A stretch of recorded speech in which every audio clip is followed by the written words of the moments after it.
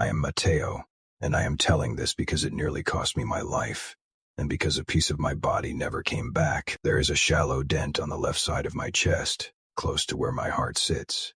It looks like someone pressed a thumb into warm clay and then walked away. Doctors called it weight loss and stress. I used those words too, until I learned what was taking me. Back then, I was 22, stationed in a small provincial barracks in Mexico.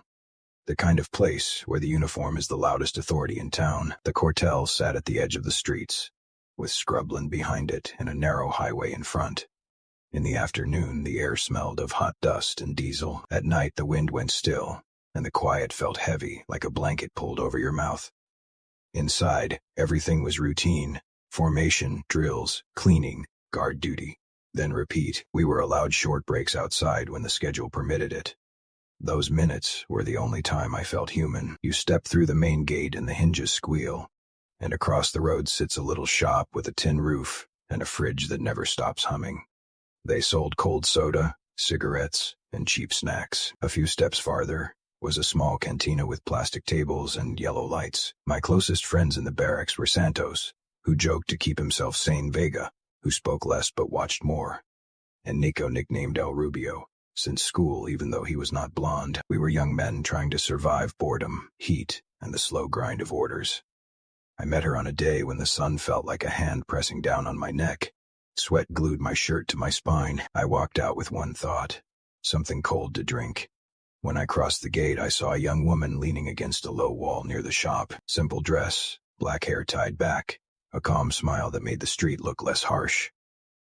I went inside, bought a soda, felt the cold bottle shock my palm. When I stepped back out, she was still there, looking directly at me as if she had been waiting for that exact second.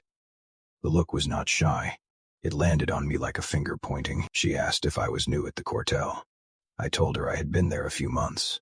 She asked where I was from, if my family lived far, if I missed my mother, how long I would stay. It should have felt rude, but her voice was soft and steady, like we had known each other longer than a minute.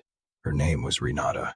That is what she said, and I accepted it without asking more. When I asked where she lived, she smiled and shrugged, as if it was a small detail not worth carrying. When I asked who she was waiting for, she said, "You," and laughed, like it was a joke. After that, she was there often enough that I started expecting her. She would be near the shop, sometimes sitting on the curb, sometimes leaning on the wall. I would buy something cold, and we would walk down the dusty street and sit on a bench under a streetlight.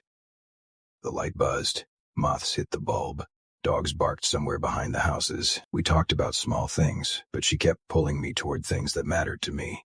She asked about my childhood, about my father, about what I feared on night guard. She asked about my mother again and again, like the word mother was a key she wanted to fit into a lock. The touches came quickly. She took my hand as if it belonged in hers. Sometimes she placed her palm on the front of my uniform, right over my heart. Not a playful tap, but a firm, lingering contact. Her skin was cold, colder than the soda bottle had been. I blamed it on shade, on wind, on my imagination. I did not want to be the kind of man who saw danger in every kindness. The strange part was how I felt. After we parted, I would return through the gate, and my legs would be heavy, my mouth dry, my skin chilled even though the afternoon still burned. I would sit on my bunk and feel like I had marched for hours. The first few times I blamed training and bad sleep. Then my belt needed a tighter notch. Then my pants sat looser at the waist. It happened so fast that I laughed when Santos noticed and told me I was turning into a stick. I laughed too, because laughing was easier than admitting I felt wrong. One morning on the drill yard, the sun high and white, I swayed during formation. The ground seemed to tilt. I tasted metal in my mouth and smelled the oil from the rifles like it was pouring into my nose. Santos brushed my elbow, steadying me without making it obvious. An officer barked my name and asked if I was drunk. I forced a smile and said I had not slept. He told me to hydrate and stop making excuses. I stood there trembling, thinking, this is how people collapse and no one notices. The next time I went out, Renata was waiting. She smiled as if nothing had changed. She took my hand, and when her fingers wrapped around mine, I felt a quick shock of ice run up my arm. I almost pulled away. Almost. Instead, I squeezed back, because in that place, in that season of my life, Loneliness felt worse than cold. The weight kept falling off, not in a slow, disciplined way, but in the way a candle disappears when the flame is too close. My cheeks sharpened. My eyes sank. During guard shifts, my eyelids would drop without permission, and I would jerk awake with my heart racing, terrified that an officer had seen me. Headaches arrived like a tight band around my skull and stayed for hours. Santos was the first to turn his jokes into concern. One afternoon we were changing uniforms, and he paused and stared at my ribs. "You are not eating, or someone is eating for you," he said, trying to sound funny and failing. Vega stepped closer and looked at my mouth. "Your lips are dark," he said. "You look sick." I snapped that the food was trash, and the heat was brutal. I told them to leave it alone. Nico watched me with that nervous, half-grin people use when they want to hide fear. He said my eyes looked like a man with fever, even when I was cold to the touch. The topic came up again outside the dorms. Under the weak light, Santos asked, not casually this time, if I was still meeting the same woman by the gate. I said yes. I thought they would tease me. Instead, the three of them traded a look that made my stomach tighten. Vega spoke first. "Mateo, we have been seeing her too." "Good," I said. "Then you know she is just a girl." He shook his head slowly. "That is not what we see." I felt my face heat with anger. I described Renata, the clean dress, the tied hair, the gentle smile. Santos lifted his hands as if calming an animal. "Bro, listen," he said. "To you she looks like that. To us, she looks like a woman much older, very thin. Skin like ash, eyes like she has not slept in years," Nico added, almost whispering. "Her back is bent when she thinks no one is watching, and she stares at your chest like it is food." The way he said food made my mouth go dry. I laughed anyway, too loud, to drown the unease. I accused them of being jealous. Santos swore he was not. Vega did not flinch. "In my ranch," Vega said, "they tell stories about women who take men apart without knives. They do it little by little. They make you want them. They make you walk into the trap with your own feet. People call it brujeria." That word hit a nerve. It sounded childish inside the concrete walls of a barracks. I told Vega we were not living in some old tale. He looked at me with a hard pity that made me even angrier. After that, I started seeking Renata out even more. I wanted proof. Each time I found her, she greeted me with the same calmness. She asked again about my mother. She asked if I had ever been afraid of dying. Then she would place her palm over my uniform and hold it there. Feeling the rhythm, the colder her hand felt, the more I tried to act normal. My logic became a cheap shield. I told myself her hands were cold, because she had been in shade. I told myself I was exhausted and imagining the chill. But my body reacted every time. When I returned inside the gate, my breath was shallow, as if I had climbed a hill. My limbs tingled like they had slept wrong. I would lie down and my heart would pound hard, then slow into a heavy beat that made me feel empty. The worst part was what happened when I did not see her. A day without Renata did not feel like a normal day. It felt like withdrawal. My head throbbed. My chest ached with a hollow pressure. I kept seeing her at the gate in my mind, waiting. The thought of her smile filled me with relief, and that relief scared me because it did not feel like my own decision. Then the nights changed. I woke once with the sensation of weight on my chest, like someone had placed a warm stone on my sternum. I tried to lift my arms and could not. My lungs moved in short, panicked pulls. For several seconds I believed I was dying. Then the pressure eased and I could move again. I sat up gasping, the room spinning, the other beds quiet. In the morning, in the washroom, I lifted my shirt and saw red marks on my upper chest and along my neck. They were not scratches. They looked like finger pads pressed too hard. I asked Santos if anyone had played a prank. He looked insulted and swore on his mother he had not touched me. Vega saw the marks and went silent. "You have to stop," he said. "Before you cannot." I nodded, because it was easier than arguing. But in my head I was already planning my next break. That is the trap. You think you are in control because you can say stop. You do not notice that your feet are already moving. On my next outing, Renata waited by the wall. She smiled, and for an instant, I felt my weakness soften under a rush of warmth. She took my hand and led me away from the shop, farther than we usually went. "There is a place where we can talk in peace," she said. "My aunt's house.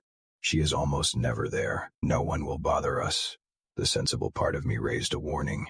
Soldiers were not supposed to wander far.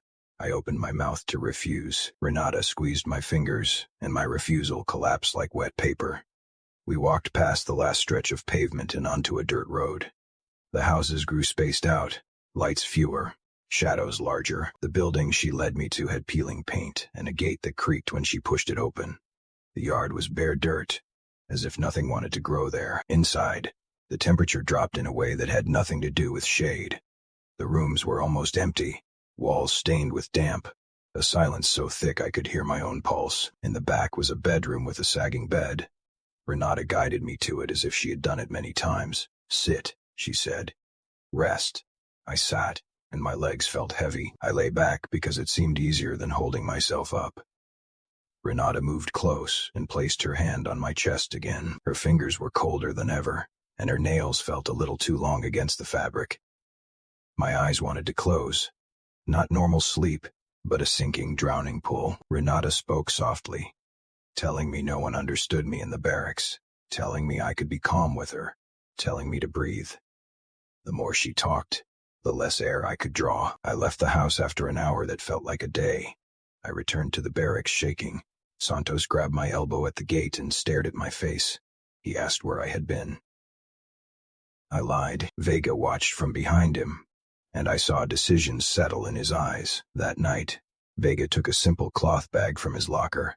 He poured coarse salt into it, then scooped a handful of dirt from a corner near the courtyard, and broke charcoal into black chunks. He did it quietly, like preparing a meal. Santos asked what he was doing. Vega said, "In my village, this is how you face a Bruja." They made a plan without me. Vega would follow next time. Santos would be ready to pull me away. Nico would carry the bag and throw what Vega told him to throw. I sat on my bunk, pretending not to notice, because admitting I needed help felt like admitting I had already lost. When the next break came, my stomach twisted with dread and hunger at the same time. And I still stepped through the gate. I started noticing my reflection, the way you notice a stranger in a crowd, by accident first. Then with dread. The barracks bathroom had a flat mirror glued to the wall above a chip sink. The night after that first trip to the house, I went in to splash water on my face. The water smelled faintly of rust. I leaned forward, palms on the basin, and looked up. My own face startled me. The cheekbones were sharp, the skin tight, the eyes sunken like bruises. For a second, I could not connect the image to my name. It looked like a man recovering from something long and terrible. Not a soldier who had been in that town for a few months. I pressed my fingers into my cheeks, as if I could push myself back into shape. And my fingertips left pale dents that took too long to fade. I went back to the dorm and ate what I could, even though my stomach turned at the smell of grease. I told myself I would not go out again.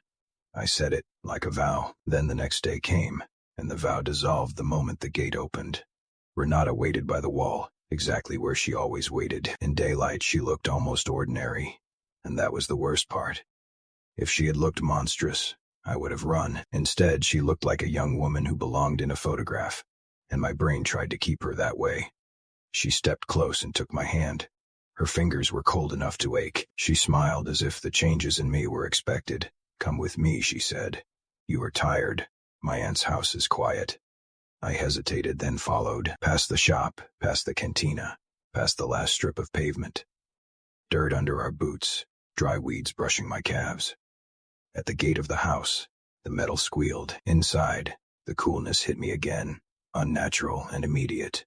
The rooms were bare, walls stained with damp, a silence so thick I could hear my own pulse. Renata led me straight to the back bedroom. The bed sagged in the middle, sheets thin and gray.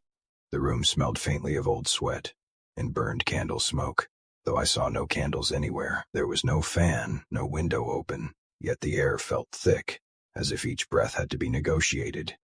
I sat at the edge, and a wave of heaviness rolled through my legs. When I tried to stand, my knees did not fully listen. "Lie down," she said. I did.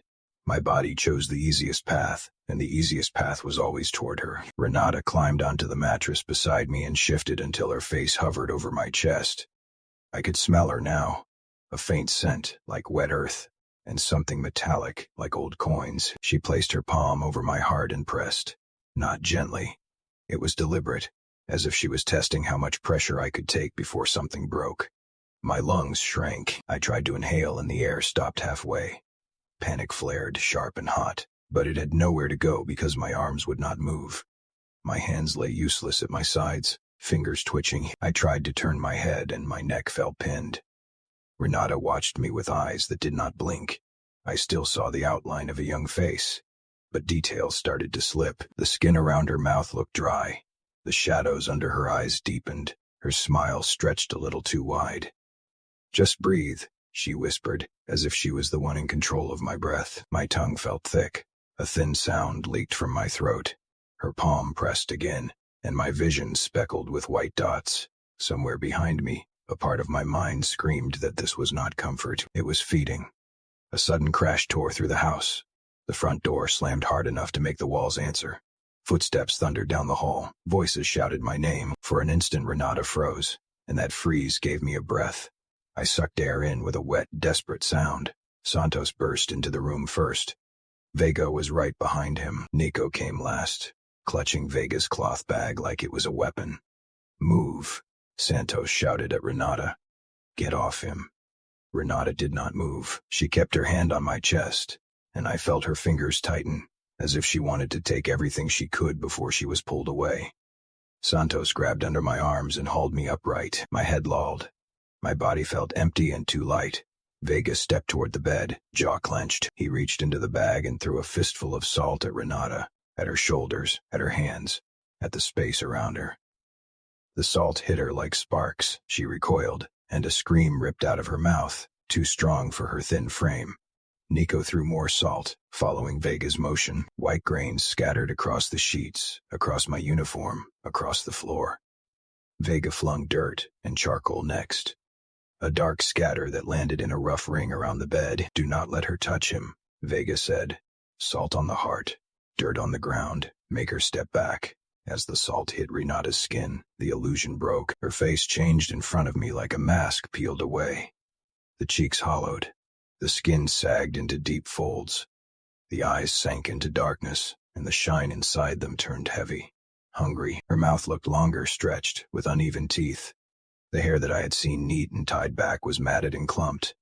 The dress was no longer clean fabric. It was rags clinging to bone. Santos stared and let out a sound that was half prayer, half curse. Nico stumbled back against the wall, still throwing salt with shaking hands. Vega scattered more at her feet. Renata hissed, and the hiss sounded like a person trying to speak through a throat full of sand. She shielded her face with her hands, and the hands were wrong too, knuckles prominent, veins raised, nails long and dark. She tried to climb off the bed, moving as if each joint hurt. When she put her foot down inside the scattered dirt and charcoal, she flinched as if the ground burned. She lunged toward the door anyway. One arm swung out and shoved Santos hard enough to make him stumble.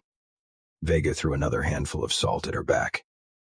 The grains struck, and she shrieked again, high and furious. Then she slipped past us, limping fast down the hall and out into the yard.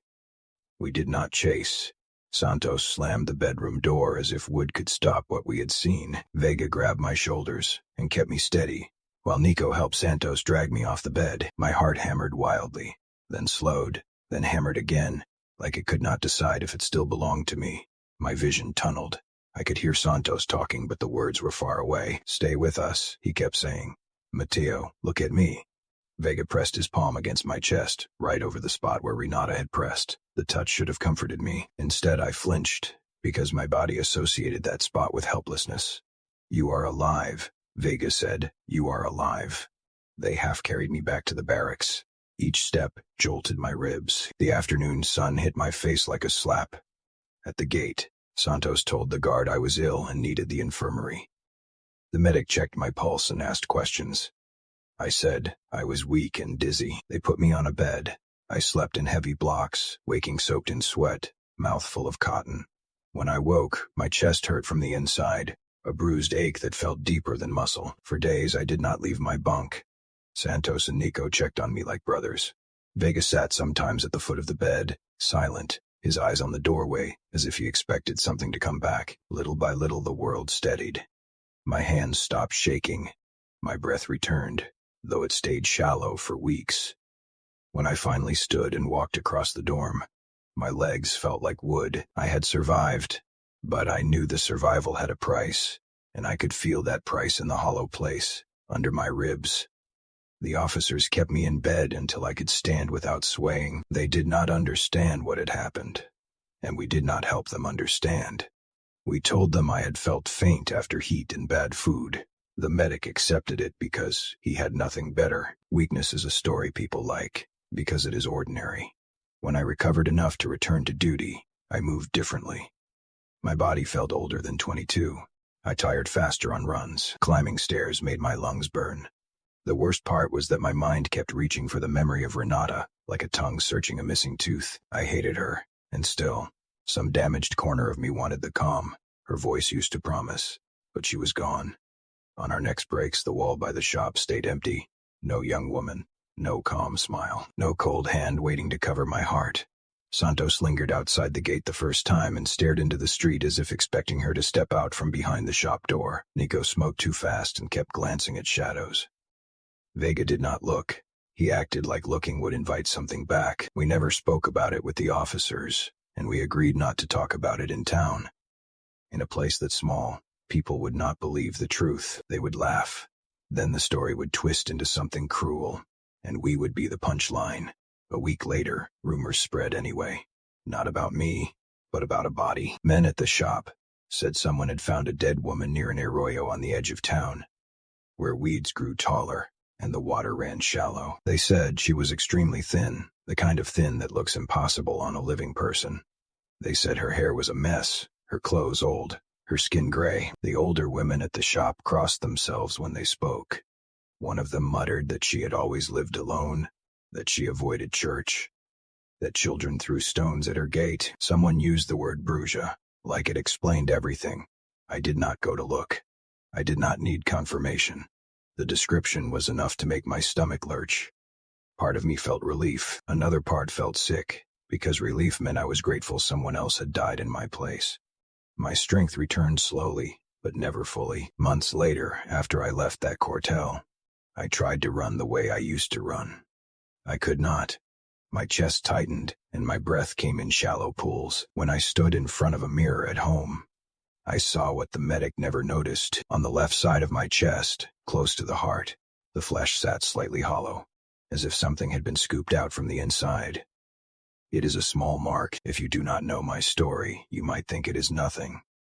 To me, it is proof that some theft does not show on paper. A person can survive and still be missing. Santos once asked me, years later, what I thought she really was. I told him I did not care about the label. Bruja, spirit, parasite, curse. It all points to the same truth. There are hungers that wear a human face, because it makes the feeding easier. Vega said something I still hear when I am climbing stairs and my lungs feel tight. He said, "Some doors do not swing open, they open inside you." He was right. I did not just meet Renata by chance. I met her through my own loneliness. So this is the warning I leave, not as a legend, but as a bruise. If you are exhausted and alone, if you are far from family, and the nights feel too quiet, you will accept comfort from the wrong place. And if a stranger stands waiting as if they know your schedule, if they ask too much about your mother, if they press a cold palm over your heart, like they are counting what you have left, do not be polite, do not be curious, do not follow them to a quiet house, because the cruel truth is simple. You might walk back out alive, and still spend the rest of your life carrying the shape of what was taken.